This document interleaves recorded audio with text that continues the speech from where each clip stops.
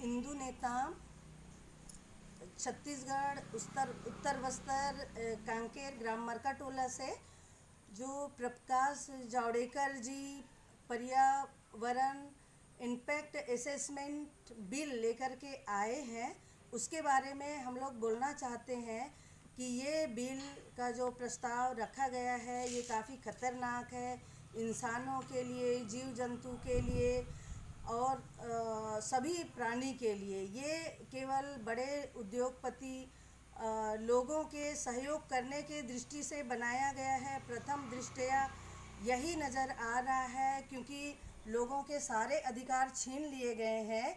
जिसमें पहले जो कानून था उस कानून में पर्यावरण असेसमेंट के बाद, क्लियरेंस के बाद लीज दी जाती थी, लेकिन अभी पर्यावरण क्लियरेंस लेने की ज़रूरत भी नहीं है और इनलीगल माइनिंग स्टार्ट करने की परमिशन होगी और उसको तो इनलीगल नहीं कहा जाएगा। और जब कोई उद्योगपति माइनिंग करेगा तो इनलीगल माइनिंग बिना क्लियरेंस के करेगा और उसके बाद पर्यावरण इम्पैक्ट असेसमेंट किया जाएगा। तो ये बहुत ही हास्यास्पद बात है कि पहले इंसान के ऊपर, वहाँ के निवासियों के ऊपर क्या गलत असर पड़ेगा, पानी पे क्या असर पड़ेगा, जंगल पे क्या असर पड़ेगा, आजीविका पे क्या असर पड़ेगा, इसकी मॉनिटरिंग पहले होना चाहिए था, इसका जांच पहले होना चाहिए था, लेकिन ये बाद में होगा ऐसा बोला जा रहा है। और जो इनलीगल माइनिंग करेगा वही इसका शिकायत कर सकता है और अधिकारी शिकायत कर सकते हैं।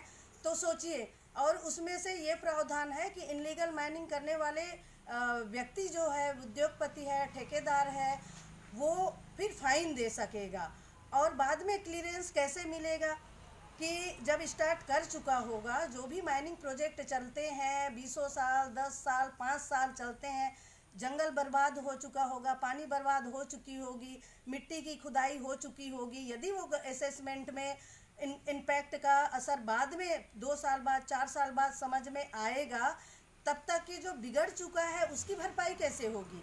फिर उनको पेनल्टी किया जाएगा। तो हम पेनल्टी ये बात कैसे माने जब अभी भी कानून है, कानून था, तब भी सही तरीके से पालन नहीं हो रहा था, लोग फाइन नहीं दे रहे थे।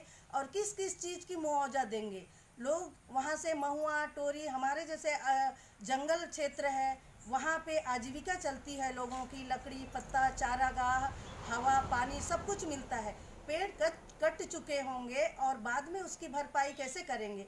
पूरा धरती बर्बाद हो चुका होगा। तो कुल मिला के यह है कि पिछले दिनों देखा गया था, जितने भी लाखों की संख्या में इनलीगल माइनिंग किया जा रहा था, धरती, नदियाँ, हर एक चीज़ बर्बाद हो रहा था, उसकी भरपाई तो किसी कंपनी ने किया नहीं। तो अब उन्हीं को सुविधा पहुंचाने के लिए उन गलत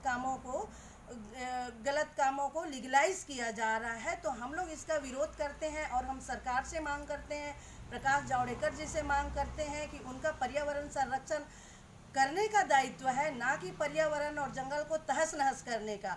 तो ईमानदारी से वो पर्यावरण और जंगल के संरक्षण के लिए वो काम करें, ऐसा बिल लाएं जिसमें कि लोगों का नुकसान नहीं हो, धरती का नुकसान नहीं हो, जीव जंतु का नुकसान नहीं हो और सभी का भला हो। और बाद में तो कुछ नहीं होता है। यदि ये प्रस्ताव लाया गया है तो बहुत ही गलत है, हमारे जंगल पहाड़ क्षेत्र के लोगों के लिए बहुत ज़्यादा नुकसानदायक है। तो मैं भारत सरकार से अपील करना चाहती हूँ कि वो नदी को भगवान मानती है, जंगल को भगवान मानती है, ज़मीन को भगवान मानती है, देवी देवता मानती है, और धरती को मिटाने की, धरती को मारने का जो काम है वो कानूनी रूप से उसको स्वीकृति दे रहे हैं।